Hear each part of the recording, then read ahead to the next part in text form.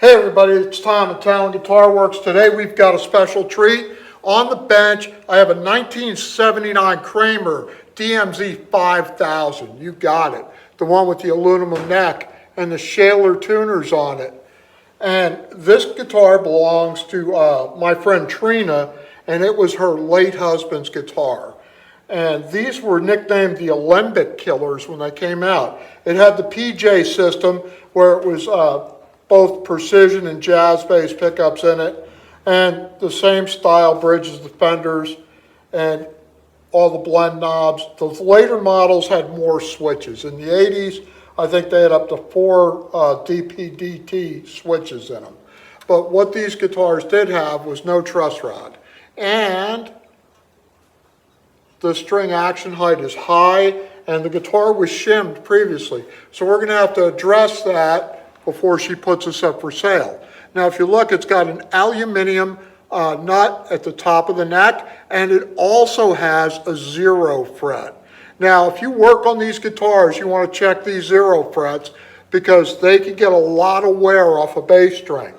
Now, normally when I check the nut slot depth, I don't have to do that because the strings rest on that fret, right? But what we do is, and one of my buddies from Baltimore that's a member of the channel pointed this out, is the old 3-2 test. To press the 3rd fret, tap on the 2nd fret, and if you get a little click, it means that you got enough distance between the string and the 1st fret. And you could hear that just clicking away. So, it was maybe a little hard to pick up on the video.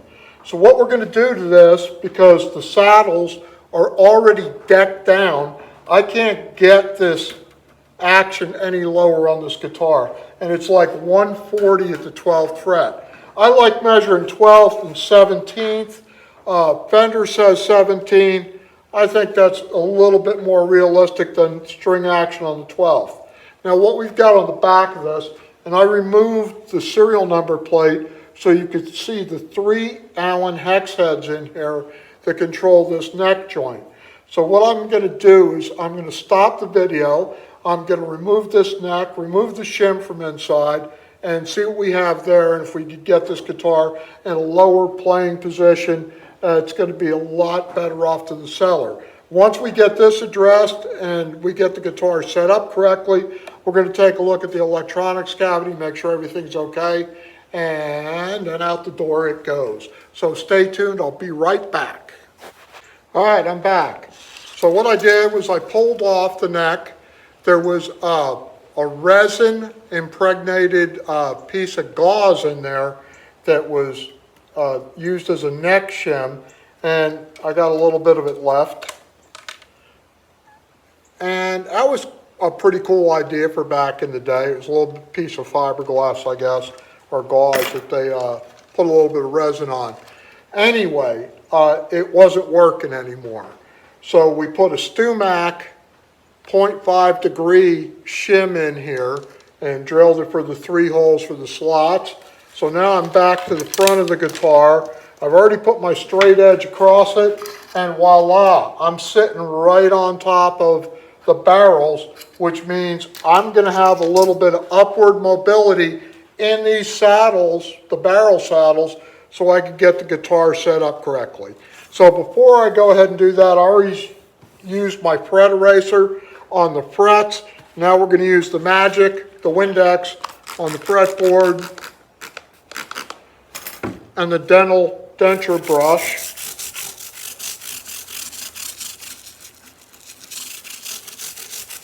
And we're going to take off, around 50 years of crud right here. What's it got?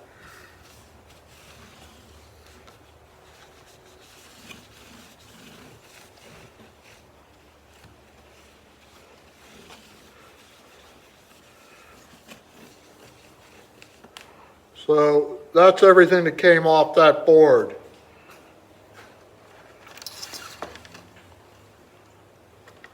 Now these old style bridges, the barrel for the fret or for the string hooked into the slot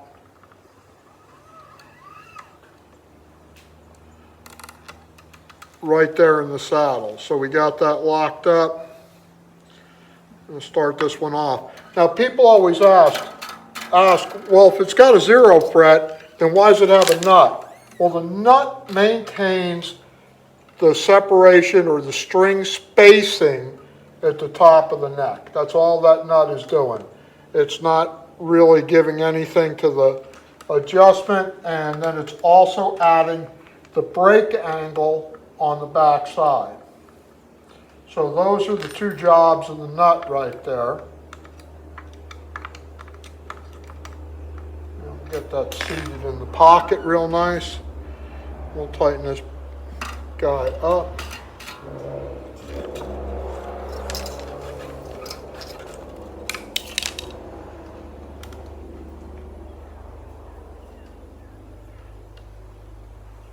These aren't guitars you see every day, and I played this guitar a few weeks ago, messing around at a band practice I was at, and immediately said to myself, you know, this action is way too high. If this thing was set up really nice, it's a player. And it's sat around now for quite a few years, so we're going to get this thing back to where it should be, and then I'll do a little test play video. Now, I haven't played bass since I was in junior high school and high school, so excuse me if I'm a rube amateur, because I pretty much am. Okay, you just want to make sure the ball ends of the strings are seated. And now we're off to the rodeo. I'm going to see how super tight works on this aluminum.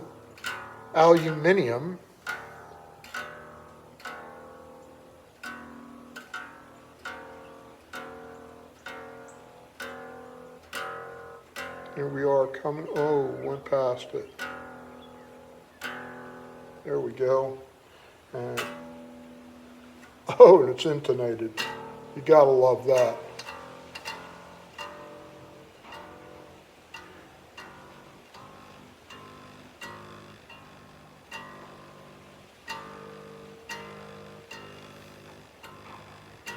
Coming up on the A. Let's see if we go 2 for 2 on intonation here.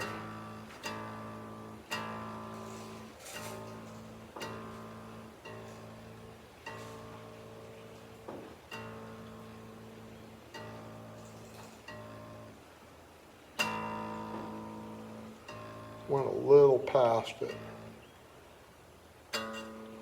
2 for 2.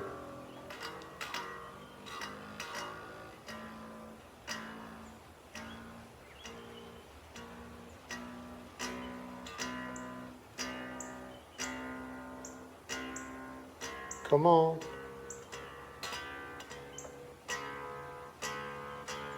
All right, so the correct height at the 12th fret for this guitar should be 100 thousandths on the low E and 80 thousandths on the G string.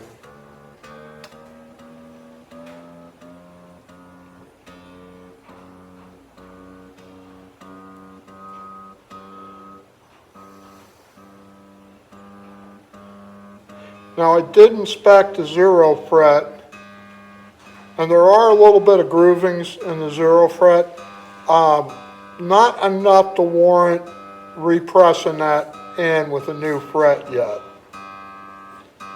But if Trina sells the guitar to somebody and they think that's a good idea, that they should do that, we'll go ahead and do it. All right, so let's check. Let's see what we got.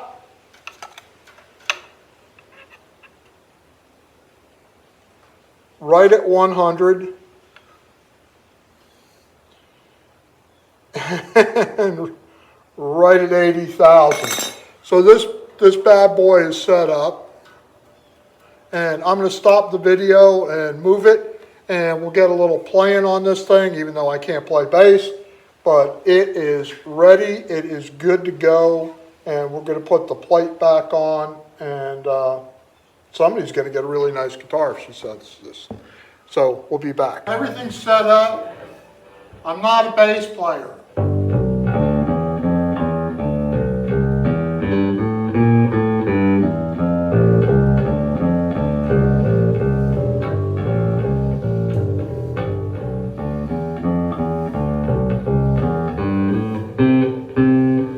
Sounds pretty good.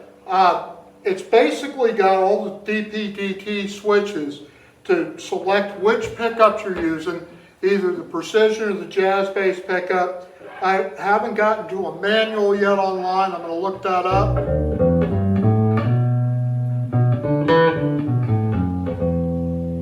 But you can look for this thing. It's probably going to be for sale on Reverb, or you can contact me before it goes up, and I can get you in touch with Trina. It's a really nicely made bass. It's got the mahogany neck on it, and it looks like maple and mahogany on the body. And these were works of art by Kramer. So this guitar, or this bass guitar, was loved a lot by its previous owner. Now I do have to warn you, these are not light instruments. This thing weighs in at about 12 pounds. And it's got a strap button located on the horn, which it signifies it as a 79. The 80s have the strap button mounted to the serial number plate, and that was trying to get center of gravity going. Now, I'm sitting here playing it on my lap. I don't feel neck dive, so that's just me.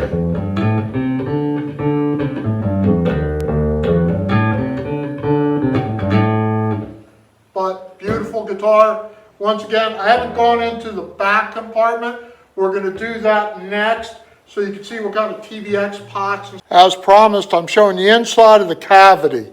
Now, I believe this is aftermarket foil somebody put in here to keep the noise down on this, but it's wired properly. I couldn't find any cold solder joints. It's got really good pots in it. It's got this barrel type input jack on it. Just because of soldering those, I'm not a fan of them, because you've got to solder to the short leg to get in there. And this one's actually soldered in to the switch, it looks like. Or that's the grounds. That's all the common grounds I've got there. So everything looks good inside. I've got one loose wire. I'm going to have to trace that loose wire. So this is Tom at Talon Guitar Works. I'll get a schematic for this thing and get that corrected. It may just be a ground that's no longer used, but we'll check it out. And like I said, only half my ideas are any good. You got to decide which half. And this is a sweet looking guitar. So if you're interested in this guitar, this bass, let me know. I'll get you in touch with the owner. Bye.